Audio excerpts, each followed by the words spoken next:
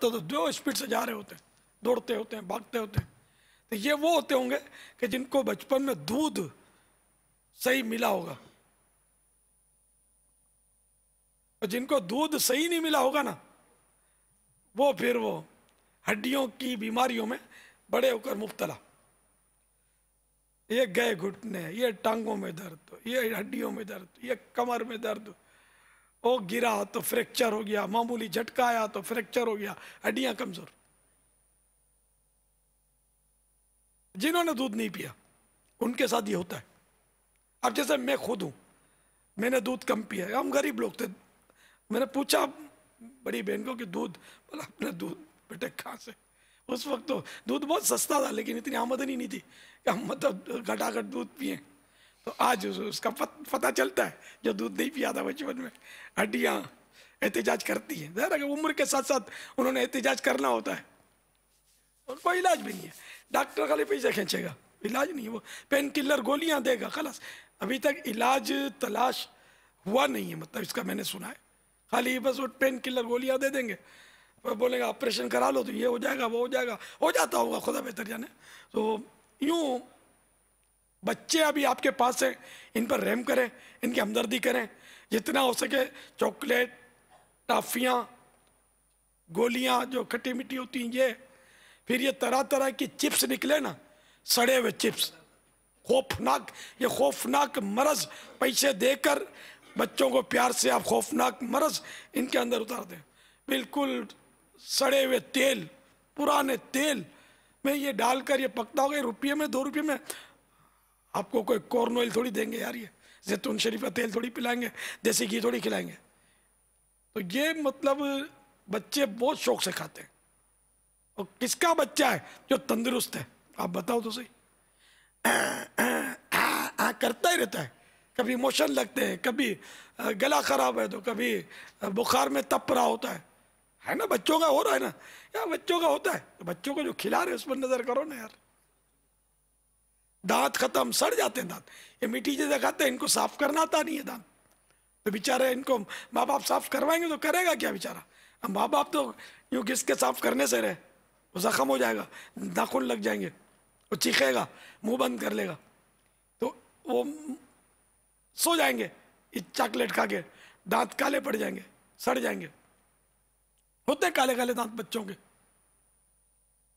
तो बच्चों पर रहम करें, इन पर थोड़ी शरीयत के दायरे में रहते हो, सख्ती भले करनी पड़े तो करें। ये कचरे इनको ना खिलाएं, इनकी ये इन पर आपका एहसान होगा। ये बच्चे जरा अच्छा जिएंगे, सेहत अच्छी होगी, इबादत अच्छी तरह कर सकेंगे, मेरे मदनी काफिलों में अच्छी तरह सफर कर सकेंगे। मैं हड्डियां दुखती होंगी तो सफर क्या करेंगे, ठा करके बैठ जाएंगे कि मेरे अल्लाह का दौरा नहीं होता है, मैं थका हुआ हूँ, तो थकन लगेगी। पापा आपने फरमाया कि हो दूध तीन किस्म के, मतलब एक तो डब्बे में पैक होता है। मैंने डिब्बों का, और किसी ने मुझे बताया था कि डिब्बों का दूध मत पिया करो। ये किसी ने बताया था कि दूध नहीं होता। यानी कि हर कंपनी का ऐसा नहीं है कि दूध नहीं होता होगा। ये मेरे को सारी कंपनियां भी हड़ताल ना कर दें मेरे खिलाफ। और तो सब कंपनियों का नहीं बोलता, लेकिन दूध वो जो भैंस के थन से यूं निकलेगा, और बकरी के थन से निकले, गाय के थन से निकले, है वो दूध। बाकी ये डिब्बों का दूध तो खुदा जाने क्या क्या अला वला डालते होंगे इसकी लाइफ बढ़ाने के लिए, क्या क्या केमिकल होता होगा, लेकिन मजबूरी है इसके बगैर अब यही राइज है। पाउडर की शक्ल में भी पैकेट आते हैं। हाँ, इसमें भी खुदा जाने क्या क्या केमिकल डालते हो। आप बनाओ, पाउडर बना सकते हैं, कोई टेक्निक होती होगी जिससे बनाते होंगे। तो जो निकला ना थन में से कुदरती दूध है वो दूध, इसकी शान ही कुछ और है। लेकिन अब ये दूध भी वो दूध नहीं है, इसको इंजेक्शन मारते हैं और ज़बरदस्ती इसका दूध बनाते हैं। तो जाहिर है कि ये आर्टिफिशियल तरीकों से जो दूध निकालेंगे, तो अब ये दूध जो निकलता है ना, ये वो दूध नहीं है। भैंस जो कि कुदरती टांकी है, इस कुदरती टांकी को भी इन लोगों ने ख़राब कर दिया है, इंजेक्शन खिलाकर और दवाएं जो भी अपना करते हैं तरकीबें। तो ये दूध भी अब वो नहीं है। हाँ, गाय का दूध अच्छा मिलता होगा, गाय को इंजेक्शन नहीं लगाते हैं, गाय का दूध बिकता नहीं है। बकरी को तो बिल्कुल ही नहीं लगाते होंगे दूध के लिए इंजेक्शन। अगर ये सब मिक्स करके सुना है बेचते हैं, ये गाय का भैंस का ये सब मिलाकर भैंस का दूध बोलते हैं। बाहर मुल्कों में जैसे अरब दुनिया में मैंने देखा कि दूध गाय का होता है, डब्बे पे लिखते होते हैं कि गाय का दूध है, लिखते। गाय का दूध अच्छा होता है, इसकी तारीफ है, हदीसों में तारीफ है इसकी। तो गाय का दूध मिल जाए। बकरी का दूध बहरहाल सबसे अच्छा है, बकरी का, लेकिन लोग पसंद नहीं करते, पतला होता है ना, चाय में वाकई टेस्ट नहीं बनता, लेकिन सबसे अच्छा होता है ये दूध। और बकरी का दूध खालिश मिल सकता है। इस बेचारी को कौन इंजेक्शन लगाएगा ज्यादा दूध निकालने के लिए, बिकता नहीं है ना ज्यादा। और बकरी का दूध तो सरकार सल्लल्लाहु तआला अलैहि वसल्लम से पीना साबित है। पहले ये और पहले भैंसों का दूध तो कहीं रिवायतों में पढ़ा मैंने नहीं है कम से कम, लेकिन भैंस का दूध भी जायज़ है, हलाल तय्यब है, जबकि हो भैंस का दूध। और वो डिब्बे का दूध भी पीना जायज़ है, जो डिब्बे आते हैं ना, माज़अल्लाह इसको कोई ये नहीं समझे नाजायज़ है, लेकिन इसमें कलाम है कि दूध कितना है या नहीं है, कुछ कन्फर्म मालूम नहीं है। वल्लाहु तआला अअलम व रसूलुहु अअलम। अज़्ज़ा व जल्ला व सल्लल्लाहु तआला अलैहि वसल्लम। सल्लु अलल हबीब सल्लल्लाहु तआला अला मुहम्मद। बापा अजीज़ाबाद से 26 मदनी काफिलों का हदफ आ गया है। बापा शाहजहां हिंद से भी 11 मदनी काफिलों के हदफ का पैगाम आया है, ये भी आशिकान रसूल जमा हैं, और इसी तरह और जगहों से भी चंद जगहों से पैगामात का मौसूल हुए हैं। इसमें हिंद बरकाती काबीना जबलपुर भी है। माशाअल्लाह, हर जगह मदनी मुज़ाकरों के लिए तरकीबें जिम्मेदारान किया करें जमा कर करके, तो इंशाअल्लाह इससे बहुत फ़ायदे होंगे। घर में तो बिजली आ जाती है और बहुत मसाइल होते हैं, कोई तरकीब जो समझ गए होंगे, जनरेटर, इससे तरकीब यार हो कि इत्मीनान से देखें। देखो ये फारूक नगर वाले कितने जमा हो गए, अल्हम्दुलिल्लाह। जिन्ना बाग माशाअल्लाह, मरहबा, भले करे आया। अल्लाह तवा सबनी के मिठो मदीनू ॾेखारे। अस्सलामु अलैकुम व रहमतुल्लाहि व बरकातुहू। वालेकुम अस्सलाम व रहमतुल्लाहि व बरकातुहू। मोहम्मद सलीम अत्तारी, मज़ारत औलिया, बाबुल मदीना।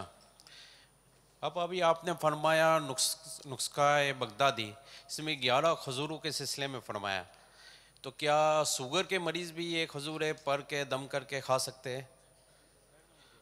बापा मेरे लिए सेहत याबी, मगफिरत और वालदेन और अहले खाना के लिए मगफिरत के लिए दुआ फरमाइएगा।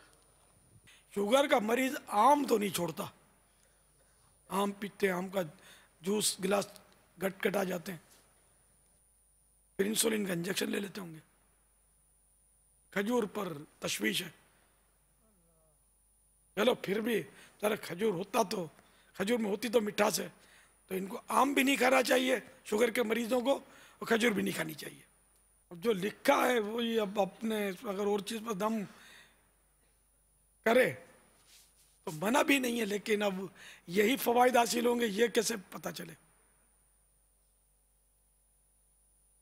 आती है शुगर फ्री खजूर आती है, डाइट एप्पल तो आते हैं, मशहूर शोहरत है इनकी डाइट एप्पल। नहीं मैंने सुनी नहीं है खजूर, ये तो होता होगा लेकिन अब कम मीठा, तो कितना कम, तो फिर बोलेंगे मदनी चैनल पर खजूरों की इजाजत मिल गई है कम मीठी। अब ये कैसे पता कम मीठी किसको बोलते हैं? 11 नहीं, खजूर तो नहीं खानी चाहिए, शुगर जिसका हाई होता हो ना, और मिठास भी इसमें ठीक ठाक होती है। ये तो चीनियाँ तो अभी ईजाद हुई ना, पहले पहले किन चीज़ों से मीठा करते थे पता है? शहद और खजूर, इनसे मीठी डिशें बनती थी पहले। अब चीनी है, बेड़ा गर्क करती है, तो सेहत का क्या करें। खजूर से मीठी डिश बन सकती है, बनाना चाहें तो शहद से बन सकती है, लेकिन इतने पैसे कहाँ से लाए? अब शहद भी आर्टिफिशियल, असली शहद कहाँ से लाए? असली शहद की पहचान किसको है? ये भी एक मसला है, बताओ असली शहद की पहचान बताऊं? क्या मदनी फीस मिलेगी? 6, 7, 8 फरवरी मदनी काफिला। तो ये अपने हमारे यहाँ दुकानों वाले जो है ना, इनका कोई मतलब है ना कि मदनी मुज़ाकरा हमने रखा था, ओ फेयर था, क्योंकि ये हफ्ते को नहीं बेचारे आ सकते कि इनका आज इनका जैसे वो है ना, ये इनका सीज़न होता है आजकल, तो ये हफ्ते को मदनी मुज़ाकरे में नहीं बैठेंगे। तो हमने इनकी मर्ज़ी का दिन रख के दुकानें छोड़कर बेचारे आए थे। महीने में एक दिन इनका रखा, इनकी मर्ज़ी का, ये जमा होते हैं, भारी तादाद में जमा होते हैं। हज़ार ये भी इस्लामी भाई हैं अपने, पेट भी सबका मांगता है। तो इन्हीं में से हमारे हकीम इस्लामी भाई जो हैं, इन्होंने शहद का यानी कि जो शायद सबसे बेहतरीन तरीका जांचने का ये बताया कि सूत मसलन कॉटन, रुई भी रेशमी आती होगी, वो सूत कपास, खालिस सूत के कपड़े का टुकड़ा अगर शहद में भिगोकर उसको जलाया जाए, जलने के बाद ये जब जलना ख़त्म हो जाए जैसे, अब अगर इसमें कोई सख्ती बाकी रहे तो समझो कि ये शहद नकली है, जो कुछ मिलावट है। अब जितनी सख्ती ज़्यादा होगी इतनी मिलावट ज़्यादा, यूँ समझ लो। और अगर वो बिल्कुल मिट्टी मिट्टी हो जाए तो समझो कि शहद खालिस है। ये इन्होंने बताया था। बाकी और भी तरीके हैं जिनकी सबकी नक्काली हो गई है, शायद अब ये तरीका रह गया, हो सकता है इसकी भी नक्काली हो गई हो। देखिए, चोर की 14 नजरें होती हैं। ये धोखेबाज जो है ना, खालिस शहद कहकर नकली शहदें बिक रही हैं। बहुत मुश्किल से खालिस शहद मिलता है। सल्लु अलल हबीब सल्लल्लाहु तआला अला मुहम्मद। माह इश्क़ रसूल के अंदर ये पैगाम अमेरिका से आया, इंशाअल्लाह ज़वजल वहाँ भी 6, 7, 8 को मदनी काफ़िले सफ़र करेंगे इंशाअल्लाह। अमेरिका में भी घर में घुसकर देखो, गुस्ताखान रसूल को जवाब दिया जा रहा है अमली। हम 3 दिन के मदनी काफ़िले में सफ़र करेंगे, शैतान का दांत खट्टे कर देंगे। सल्लु अलल हबीब सल्लल्लाहु तआला अला मुहम्मद। अस्सलाम वालेकुम व रहमतुल्लाहि व बरकातहू।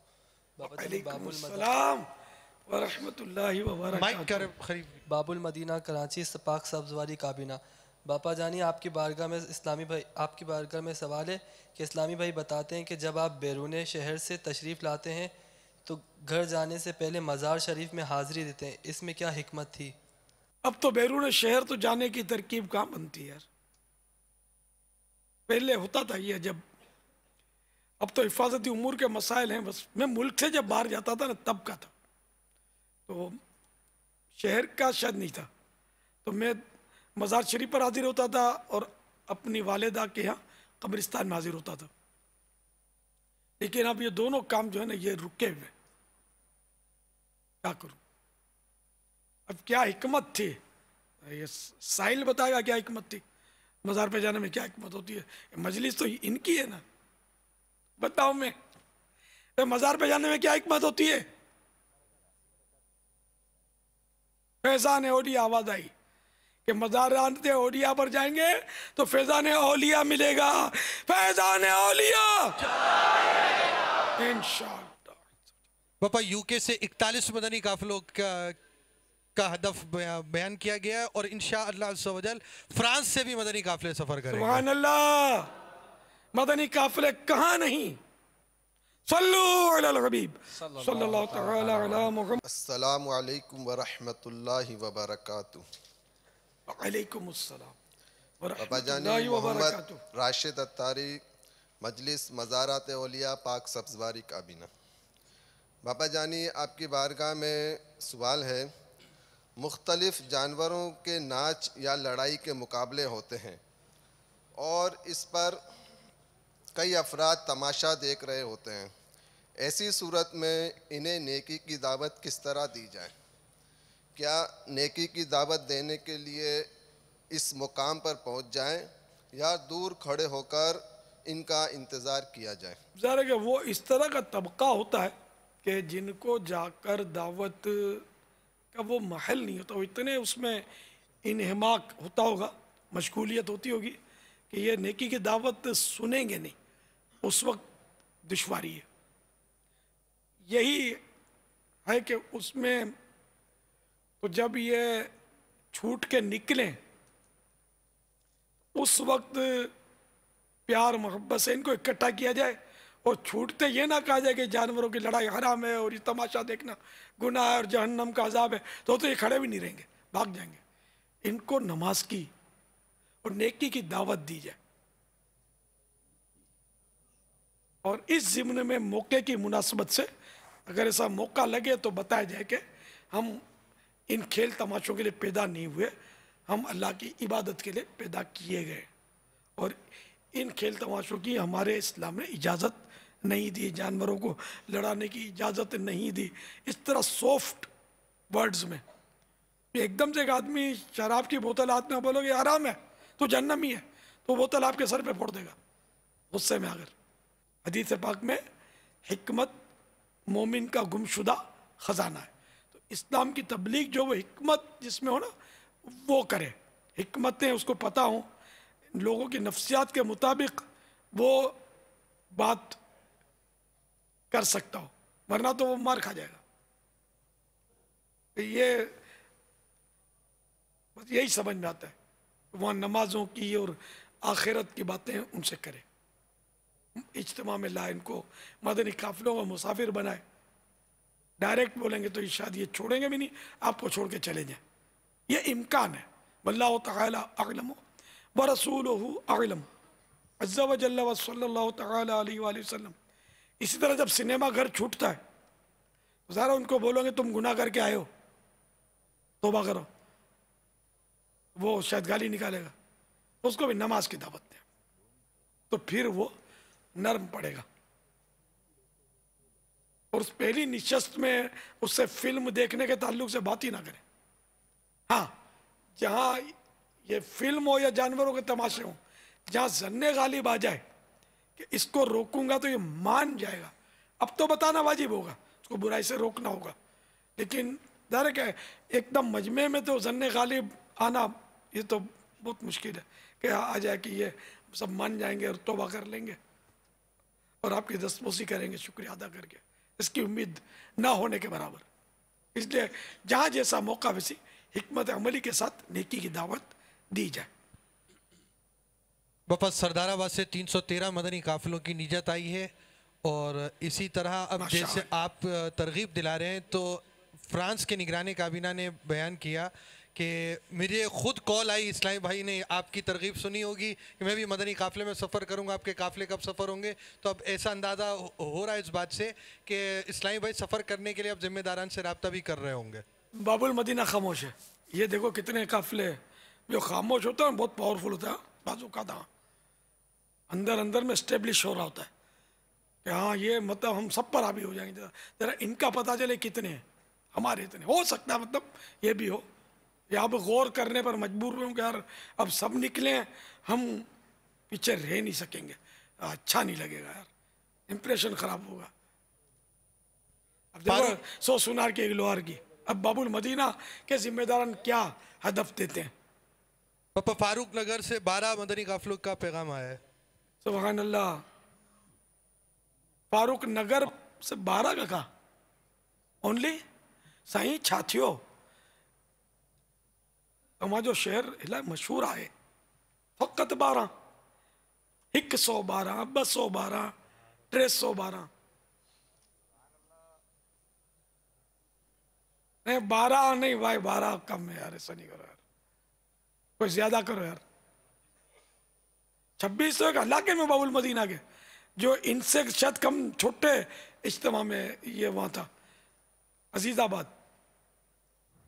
जो इसके इनके शहर से तो बहुत छोटा इलाका है वो, इसमें 26 और ये सिर्फ 12। साईं कुछ करो यार, ये बैठे इनको यार आप लोग, ये जब ये तैयार हो जाएंगे तो शायद बहुत सारे काफिले बन जाएंगे, सबके सब तैयार हो जाएं फिर ये इनको याद दहानी करवाएं। लेकिन बाबा ये दोबारा इन जिम्मेदारान को कब मिलेंगे? अभी मरकजुल औलिया और फारूक नगर इन दोनों को अगर एक ही स्क्रीन में दिखाइए हमारे स्विचर साहब, अब ये दोनों के आप एक वक्त में देखें, ये दोनों की तादाद अभी हमारे जिम्मेदारों को कब मिलेगी? अभी आपको मिली हुई है ये दोनों की तादाद, तो आप कुछ हाथ ना मतलब इनके सही से नीयतों से उठवा दो, ऐसा कि बस वो मदीना मदीना हो जाए।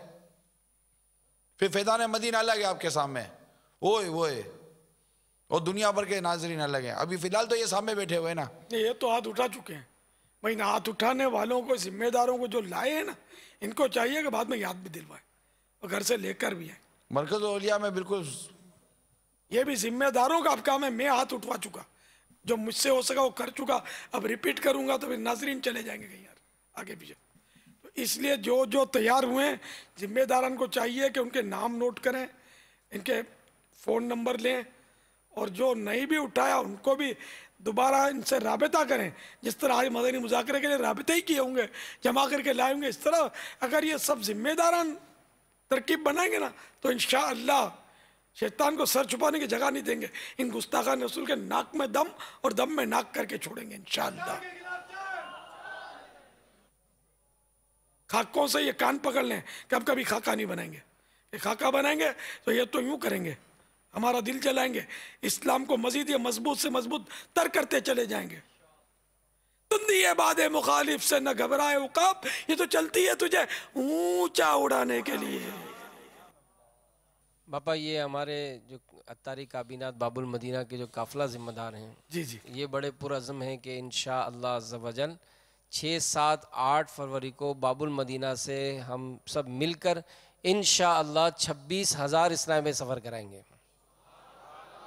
3026 26,000 इस्लामी भाई सफर करवाएंगे जी बापा, बाबुल मदीना से। जी बापा 115 डिवीज़न है, सारी दुनिया को चैलेंज कर दिया जी बिल्कुल, मुकाबले पे आ जाओ जी बिल्कुल, सब मिलकर 26,000 करके दिखा दो। चैलेंज नहीं, ये तो बापा बाबुल मदीना अकेला छेड़ो मत बस बाबुल मदीना को, शैतान वरना तेरी खैर नहीं है बदबख्त।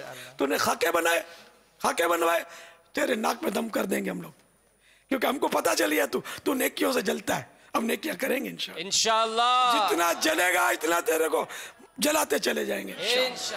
हम गुस्ताखाने रसूल से बेजार हैं, हम गुस्ताखाने रसूल से बेजार हैं। इंशाअल्लाह चारों तरफ बाबा काफिलों की धूमधाम कर देंगे इंशाअल्लाह। बनाएगा कभी खाके तेरे नाक में दम कर देंगे हम। मस्जिदें भी तो बना रहे हम, तो जलेगा इंशाअल्लाह, जरूर जलेगा, यकीनन जलेगा, और हमेशा हमेशा के लिए जहन्नम में जलेगा।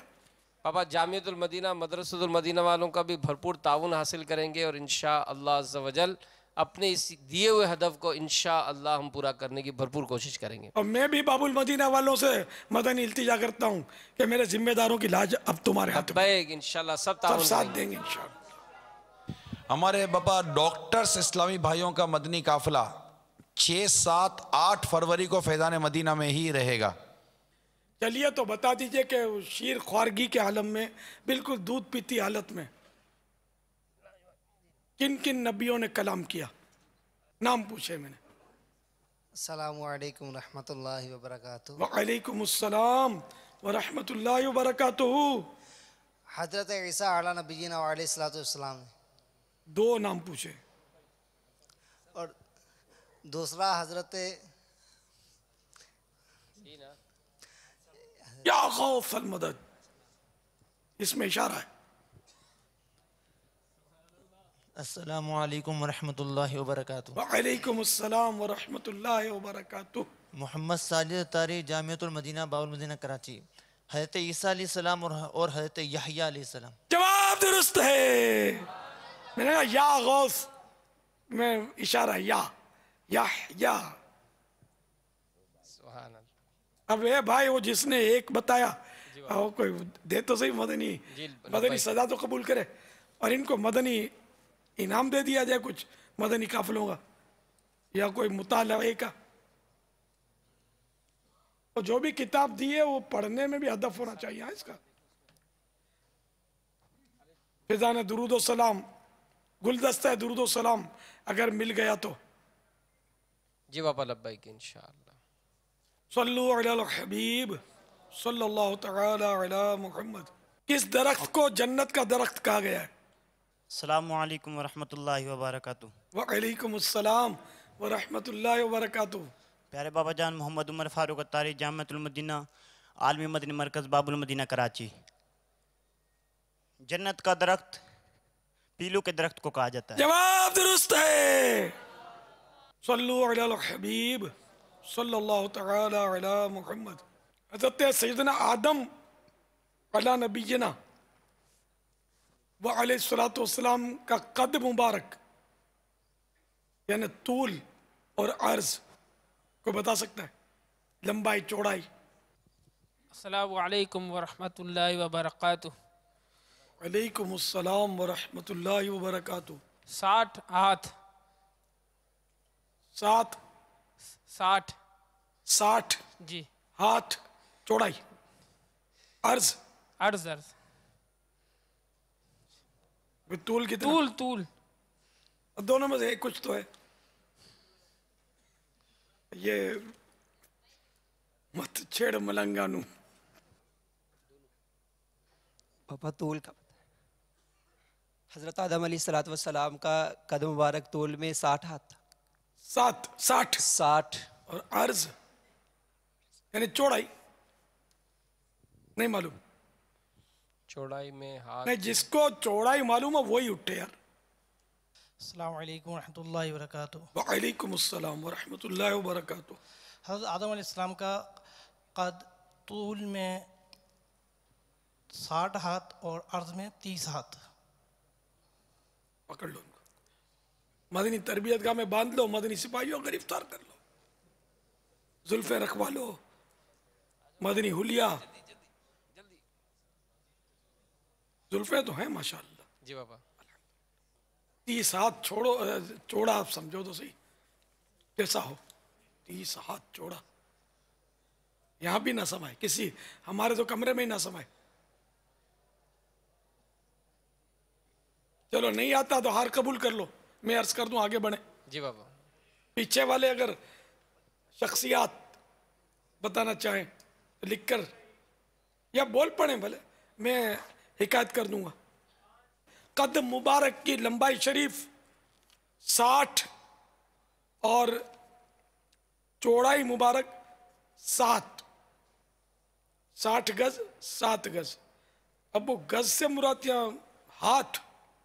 सल्लु अलल हबीब सल्लल्लाहु तआला अला मुहम्मद।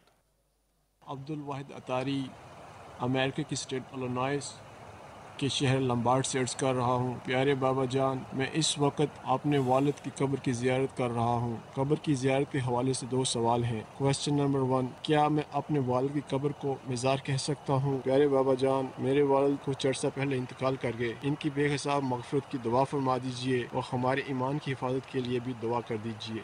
अल्लाह ताला आपके वालिद को, आपको, आपकी औलाद को, आपके घराने को, आपकी आइंदा नस्लों को भी बेहिसाब बख्शे। मेरे साथ भी ऐसा ही हो, हम सभी के साथ ऐसा ही हो। आमीन बिजाहिन नबी अमीन सल्लल्लाहु तआला अलैहि वसल्लम। मज़ार हमारे उर्फ ये कि जहाँ नेक बंदे दफन होते हैं वो मज़ार कहलाता है। अब हर मज़ार को वलीउल्लाह कहना भी कि जब तक उसकी विलायत मशहूर न हो, वो कहने में एहतियात ये है कि अल्लाह के नेक बंदे का मज़ार। सालेहीन यानी तमाम औलिया किराम सालेहीन होते हैं, लेकिन तमाम सालेहीन औलिया नहीं होते। ये ज़हन में रखें। नेक बंदा आला हज़रत की एहतियात से समझ में आता है कि आला हज़रत ने मज़ार पर सलाम करने का जो तरीका लिखा है, पांती से आकर चेहरे की तरफ मुंह करके किबले को पीठ करके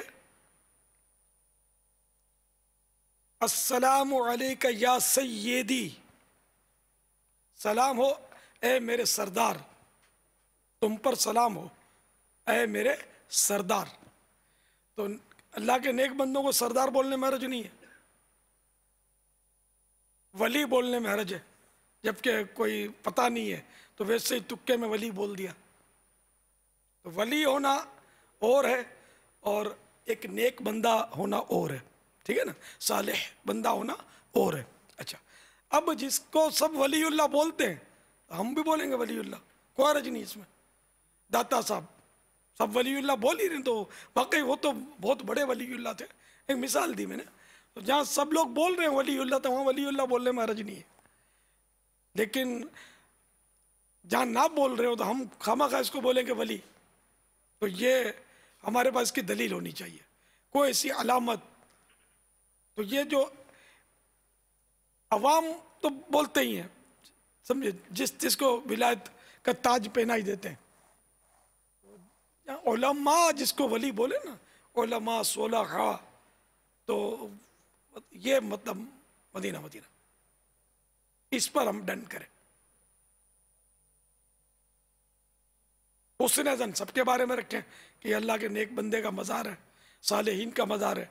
अच्छा, अब ये भी है कि भाई वो करामत, जिसको हम तो हर बात को करामत बोलते हैं, अब हम मोजिज़ा बोलते हैं, अखबार वाले मोजिज़ा बोलते हैं, इनको पता ही नहीं होता कि मोजिज़ा किसको बोलते हैं।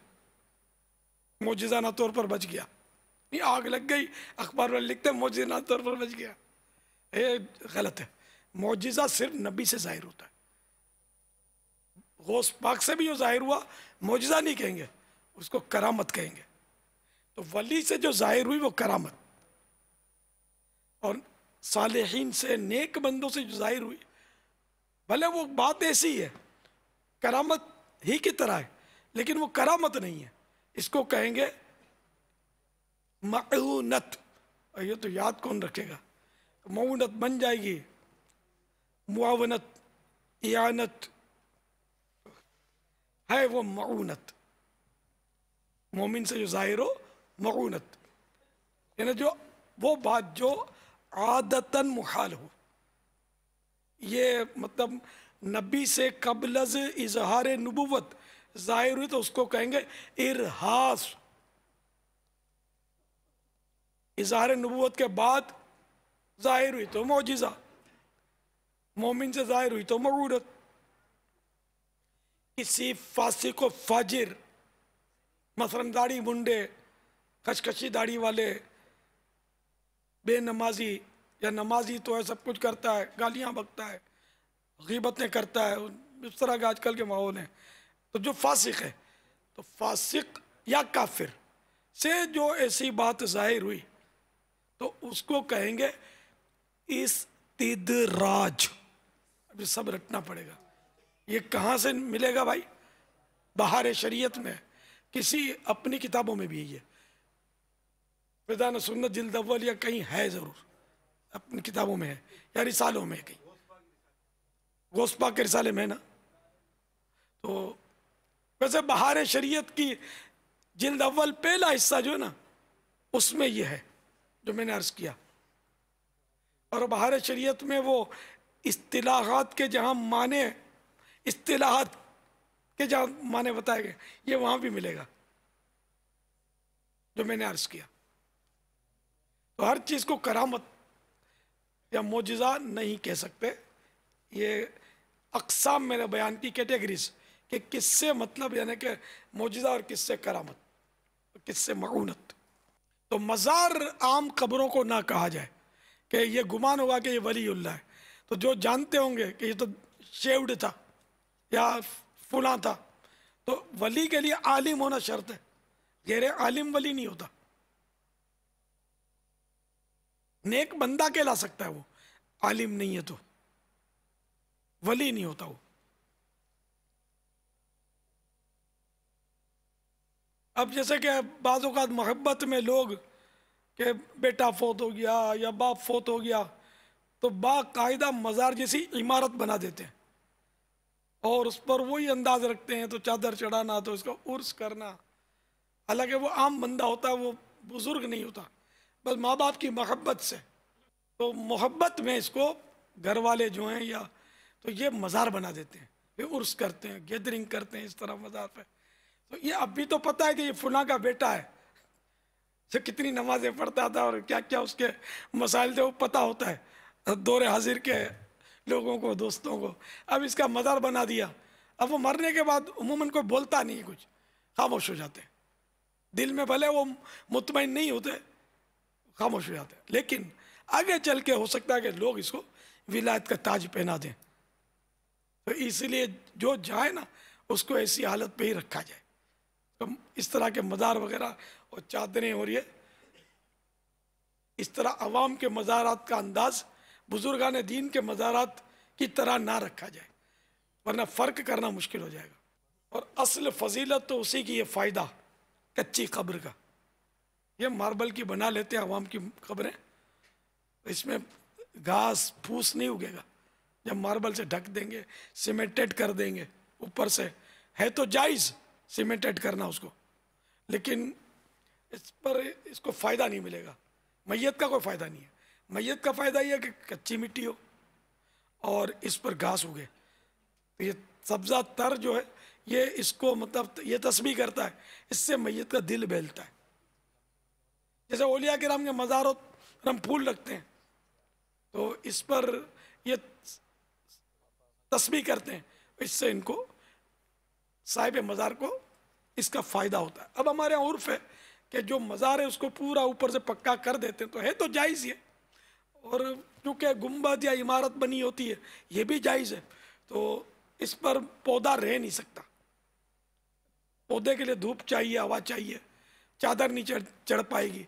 तो यूँ नहीं, मतलब आजकल ये उर्फ है, तो ये भी जायज़ है। मज़ार बनाना, जो गुंबद बनाते हैं, इसके फ़वाइद हैं कि लोग इस तरह करीब आते हैं, इनकी हिब्बत इन पर होती है और फातिहा पढ़ते हैं और इस तरह इनके कदमों में पहुंचते हैं, तो इनके फ्यूज़ व बरक़ात इनको मिलते हैं हाज़िरी देने वालों को। आम कब्रों की तरह रख देंगे वली का मज़ार, तो ज़ाहिर है कि लोगों को पता नहीं होती, ये इनसे फैज़ हासिल नहीं करेंगे।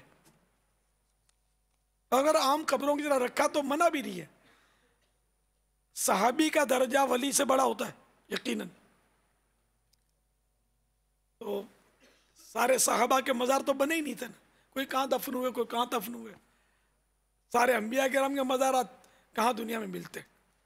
तो जिनके मिलते हैं मरहबा, नहीं नज़र आते मरहबा। असल मज़ार तो अंदर में, जन्नत के मज़े हैं अंबिया किराम को, औलिया किराम को। तो मज़ार की जो इमारत बनती है ये जायज़ है, 100% जायज़ है। वलीउल्लाह के मज़ार की जो मतलब यानी कि गुंबद बनता है, वो बिला ज़रूरत जो इमारत बनाते हैं ना, इसको तो आला हज़रत ने इसराफ में लिया है और इसको हराम लिखा है, बिला ज़रूरत। अब ज़रूरत क्या है कि इमारत इसलिए बनाई, 4 दीवारी बनाई, फर्श बनाया कि ख़ानदान वाले आएंगे, दोस्त अहबाब आएंगे, छाँव में बैठेंगे, दुआ फातिहा करेंगे, इसाले सवाब करेंगे, मसलन ये एक मकसद। तो इस तरह के सही मकासद के लिए इमारत बनाना जायज़ और काले सवाब। बिला ज़रूरत लोग इमारत बना देते हैं अपने अजीज़ों की, या फिर कुत्ते लौट रहे होते हैं, कोई कुछ भी नहीं होता, तो खाली खाली बस मार्बल इमारत हज़ारों रुपए लाखों रुपए लगा देते हैं। माँ से बड़ी मोहब्बत थी, बाप से बड़ा प्यार था, बाप था शेव्ड, कुछ भी नहीं था कि बेचारा खुद फेस का मोहताज, किसी को क्या फेस दे। तो इसकी इमारत बनाने का कोई यानी कि कोई मकसद नहीं है ना। हाँ, अगर ये मकसद है कि मैं खुद आकर तिलावत करूँगा, बैठूँगा अपने बाप या माँ की कब्र पर, इसलिए फ़र्श बनाया या छत बनाए, तो फिर ये जवाज़ की सूरत है, तो ये जायज़ हो गया। तो बनाने की नीयत क्या है ये देखा जाएगा। ये सारी देखिए मैंने वजाहत कर दिया, कोई किसी को गलत फहमी ना हो जाए कि मैंने गुंबद का या इमारत का मुतलकन मनाही कर दिया। नहीं, मुतलकन मना नहीं है, सही मकसद होना चाहिए। जो भी आलिम होगा मुझसे इख्तिलाफ नहीं करेगा, जाहिल होगा वो अधूरी बात सुनेगा तो हो सकता है, या कोई अगर जिसको औलिया किराम से चिढ़ होगी वो मेरी आधी बात लेकर हो सकता है कि इससे कोई मतलब गलत काम ले, तो अल्लाह इन खाइनीन के शर से हम मुसलमानों को बचाए। ये कुरान करीम में ला तक़रबुस सलाह भी है, नमाज के करीब मत जाओ, लेकिन कब आगे ये अंतुम सुकारा, जबकि तुम नशे की हालत में हो। ये पूरी आयत पढ़े तो सही, अधूरी आयत पढ़कर लोगों को गुमराह करे, आखिरत में इसकी खैर नहीं है। तो इसी तरह मेरी अधूरी बात लेकर जो उम्मत को गुमराह करेगा, आखिरत में उसकी खैर नहीं, छोड़ूंगा नहीं मैं उसको। मेरा हक बनेगा कि मुझ पर इसने तोहमत रखी कि मैंने मना किया है, मना किया ही नहीं है। मैं तो सब्ज़ गुंबद भी तो एक इमारत ही है ना, जिसके अल्हम्दुलिल्लाह मेरे अपने कलाम मेरी किताबों में मौजूद हैं अल्लाह की रहमत से।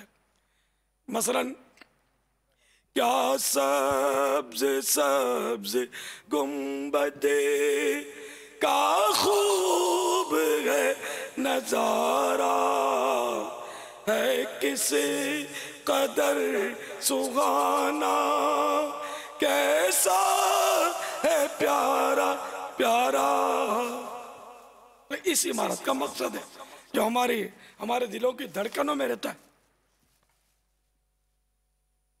इसलिए मतलब है कि अधूरी बात कहकर कभी भी किसी की भी, वो दुश्मन भी हो, उसकी भी अधूरी बात करके लोगों के बयान करना, इसकी भी शरीयत में इजाजत नहीं है।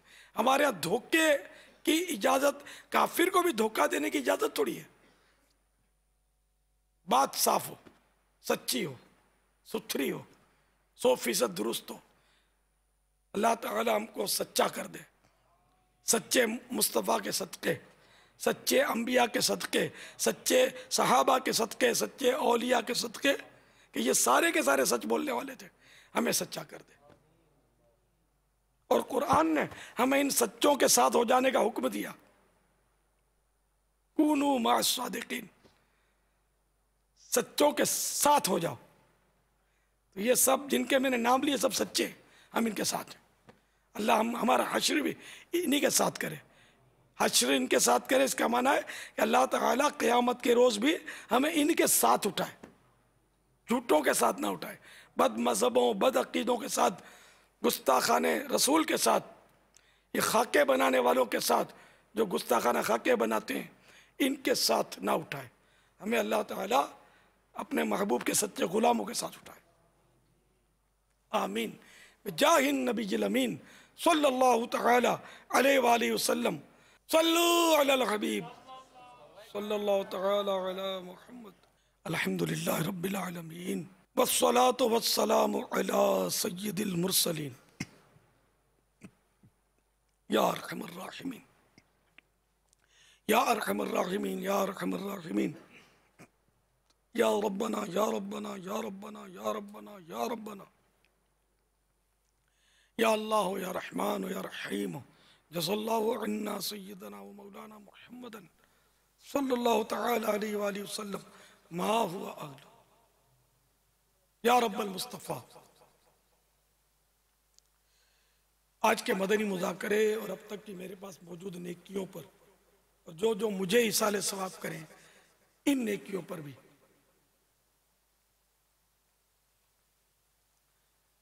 अपनी रहमत के मुताबिक अज्र अता फरमा। और ये सारा सवाब अपने प्यारे महबूब सल्लल्लाहु तआला अलैहि वसल्लम को हमारी तरफ से नजर फरमा, बवसीला रहमतुल लिल आलमीन सल्लल्लाहु तआला अलैहि वसल्लम इनको पहुंचा।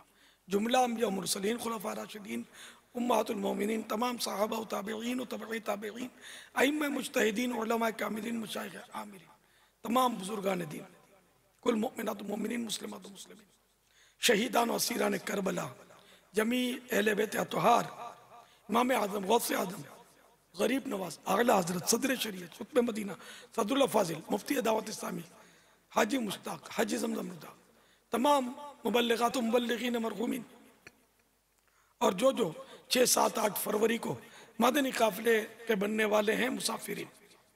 आमीन। जाहिन नबील अमीन सल्लल्लाहु तआला अलैहि वालिहि वसल्लम। ऐ खुदाए मुस्तफ़ा, हम गुनाहगार बंदे अपने गंदे गंदे हाथ तेरी बारगाह में दराज किए हैं। हम अगरचे अच्छे ना बन सके, मगर मौला अच्छों से प्यार है, तेरे अच्छे बंदों से प्यार है रब्बे करीम। और तेरे एक अच्छे बहुत ही उम्दा बंदे शेख अब्दुल कादिर जीलानी, जो हमारे गौसे आजम है, इनसे भी प्यार है। इन्हीं के प्यार में, इन्हीं की मोहब्बत में हम यहाँ मदनी मुज़ाकरा आजकल रोज कर रहे हैं। 11 रातों तक नियतें हमको जिंदा सलामत रख, आफियत से रख के हम ये कर पाए। तो ऐ अल्लाह, इनका सदका, इस अच्छे का सदका हमें अच्छा कर, और उसका सदका सारे अच्छों से अच्छा समझिए जिसे, है उस अच्छे से अच्छा हमारा नबी। तो इस सब अच्छों के सरदार के सदके हमें अच्छा कर, हमें सुथरा कर, गुनाहों का जंगो मैल हमारे दिलों से उतर जाए। ऐ रब्बे करीम, हम गुनाहों से पाक साफ होकर दुनिया से चलें। और ऐ काश नज़ा में भी जलवे महबूब, कब्र में महबूब के जलवे,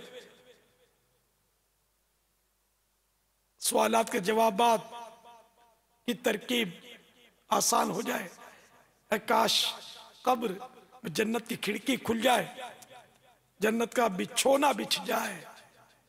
सह नसीब कब्र जन्नत का बाग बन जाए। क़यामत के दिन भी महबूब के झंडे तले जगह मिल जाए। ऐ काश बेहिसाब मग़फ़िरत हो जाए।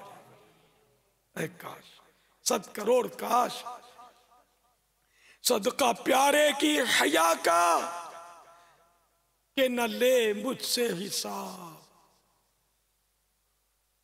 सदका प्यारे की हया का कि न ले मुझसे हिसाब। बख्श बे पूछे लजाए को लजाना क्या है। गुनाहगार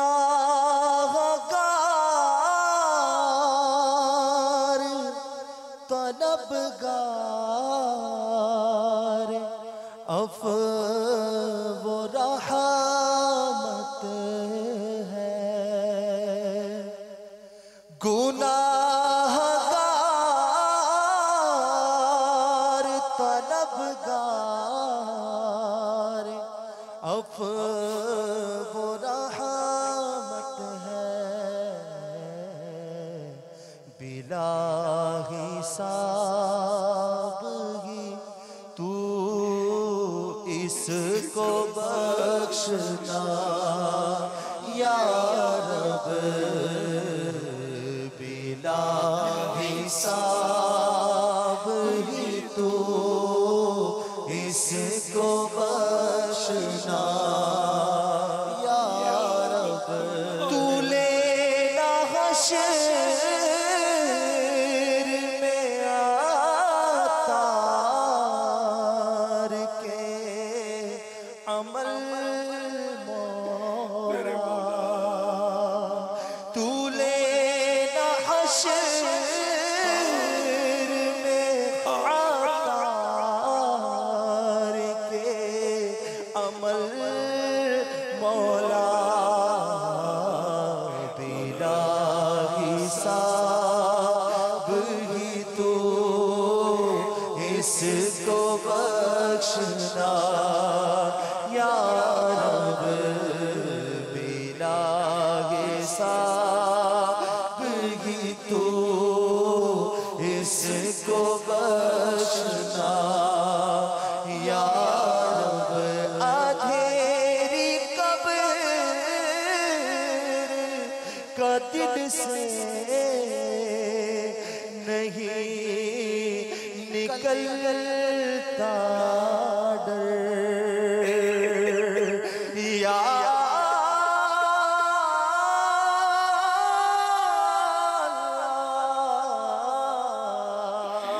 अंधेरी कब्र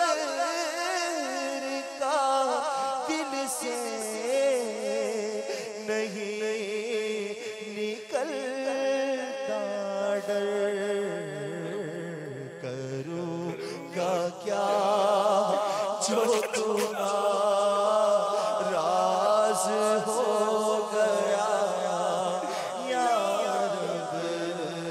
करूँगा क्या जो तू नाराज़ हो गया या रब। बुराइयों पे पशेमां हूँ, रहम फरमा दे। बुराइयों पे पशेमां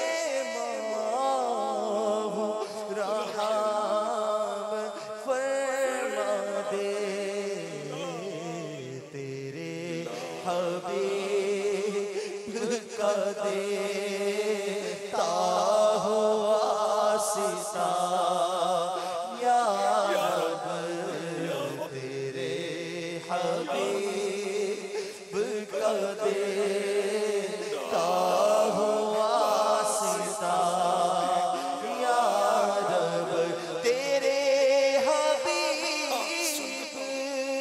अगर मुस्कुराते आ जाए तो गोरे तेरा मेरी उठे जगमगा या रब तेरे हबीब का देता वासिता या रब। आमीन। या रब्बे करीम हमारे मरीजों को अच्छा कर दे, कर्जदारों के कर्जे उतार दे, तंगदस्तियां बेरोजगारियां दूर फरमा, घरेलू नाचाकियां दूर फरमा, मुकद्दमे बाजियां दूर फरमा, बे औलादियां दूर फरमा। या अल्लाह रिश्तों की रुकावटें दूर फरमा। या अल्लाह जिनके बिछड़े हैं मिल जाएं, रूठे हैं मन जाएं। रब्बे करीम हमें दोनों जहानों की भलाइयों से माला माल फरमा। ऐ मेरे मौला हमें अपनी पसंद का बंदा बना ले। रब्बे करीम मौत सर पर मंडला रही है, इन करीब शोर उठेगा कि इसका इंतकाल हो गया। ऐ अल्लाह अगर हम तुझे राजी करने में नाकाम रहे तो क्या बनेगा बोला।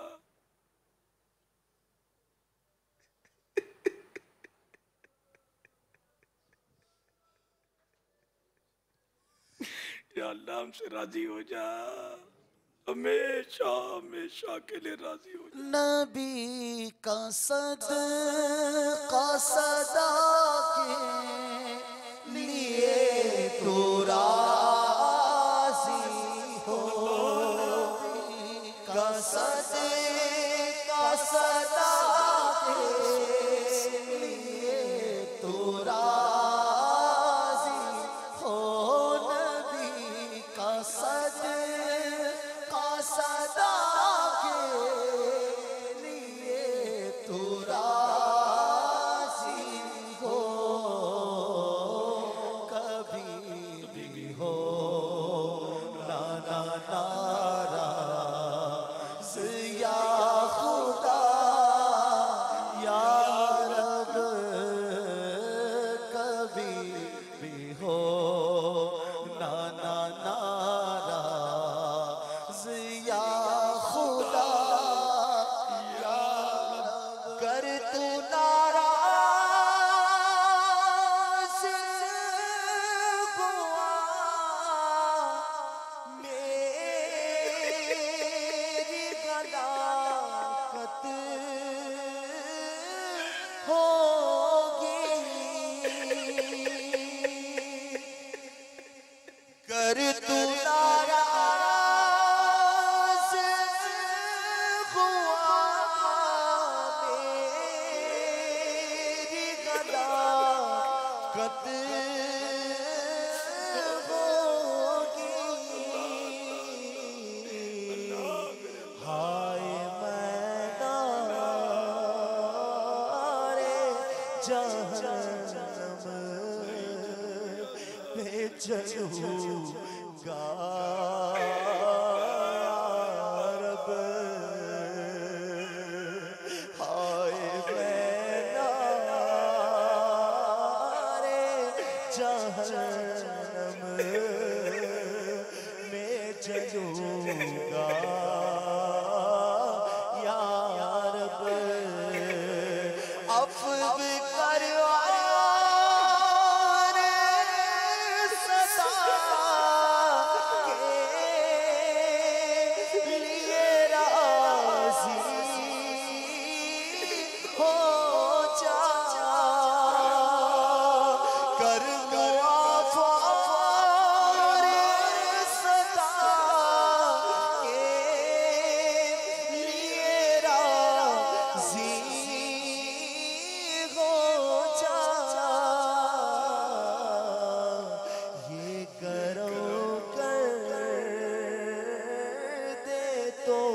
जन्नत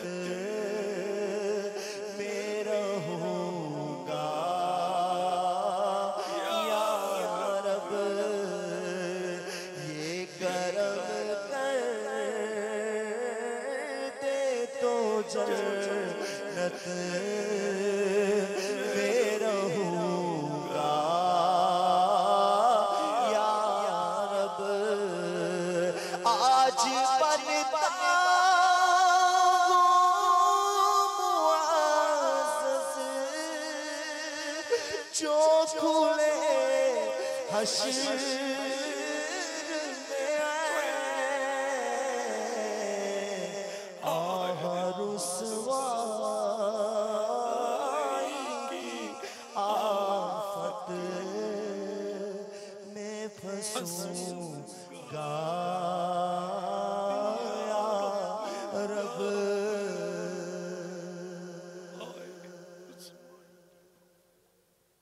إن الله وملائكته يصلون على النبي يا أيها الذين آمنوا صلوا عليه وسلموا تسليما صلى الله على النبي الأمي وآله صلى الله عليه وسلم صلاة وسلاما عليك يا سيدي يا سيدي يا سيدي या मक्की या मदनी या अरबी या क़रशी या हाशिमी या मुत्तलिबी या रसूल अल्लाह सुब्हान रब्बिका रब्बिल इज़्ज़ति अम्मा यसिफून व सलामुन अलल मुरसलीन वल्हम्दुलिल्लाहि रब्बिल आलमीन ला इलाहा इल्लल्लाह मुहम्मदुर रसूलुल्लाह सल्लल्लाहु तआला अलैहि व आलिहि वसल्लम सल्लु अलल हबीब सल्लल्लाहु ताला अला मुहम्मद।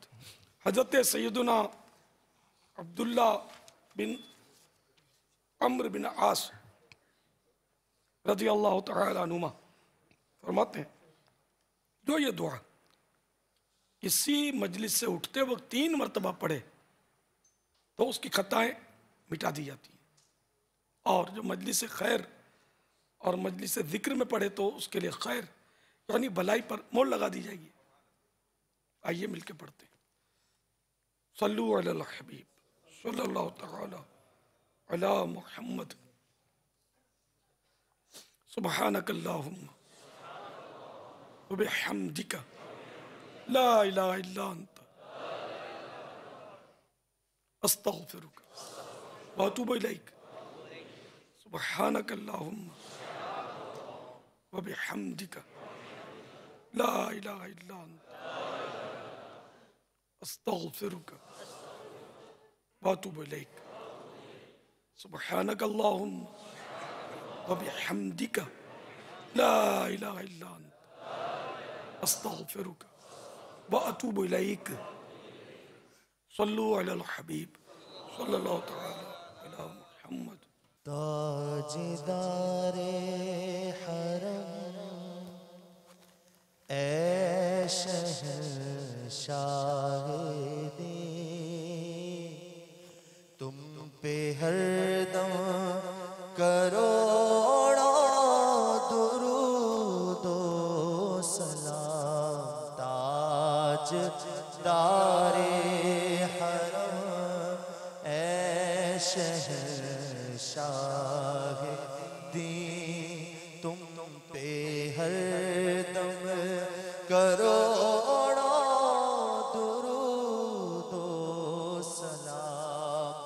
हो निगाहे करम हम पे सुल्ताने दी हो निगाहे करम हम पे सुल्ताने दी तुम पे हरदम करोड़ों दुरूदो सलाम। कोई हुस्ने अमल पास मेरे नहीं फंस ना जाओ कयामत में मौला कहीं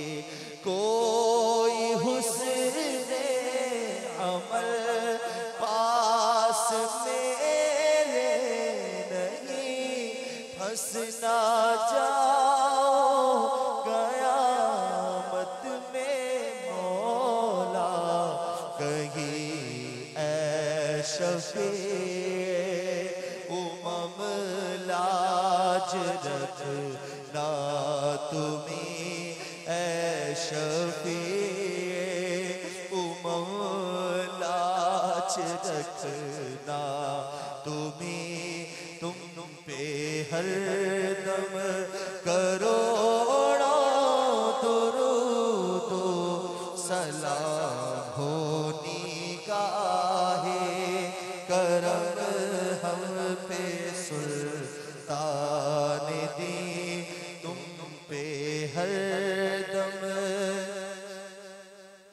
दुरूदो सलाम फिक्रे उम्मत मेरा तो रोते रहे आसियों के गुनाहों को धोते रहे फिक्रे उम्मत मेरा तो रोते रहे आसियों के गुनाहों को धोते रहे तुम पे कुर्बान जाओ मेरे महजबी तुम पे कुर्बान जाओ मेरे महजबी तुम पे हर दम करोड़ों दुरूदो सलाम फूल रहमत के हर दम लूटाते रहे फूल रहमत के हर दम लूटाते रहे या गरीबों की बिगड़ी बनाते रहे हो से कौसर पे मत भूल जाना कहीं हौज़े कौसर पे मत भूल जाना कहीं तुम पे हर दम करोड़ों दुरूदो मौत के वक्त कर दो निगाहे करम मौत के वक्त कर दो निगाहे करम काश इस शान से ये निकल जाए तब संगे दर पर तुम्हारे हो मेरी जबी संगे दर पर तुम्हारे हो मेरी जबी तुम पे हर दम करोड़ों दुरूदो सलाम अब बुला लो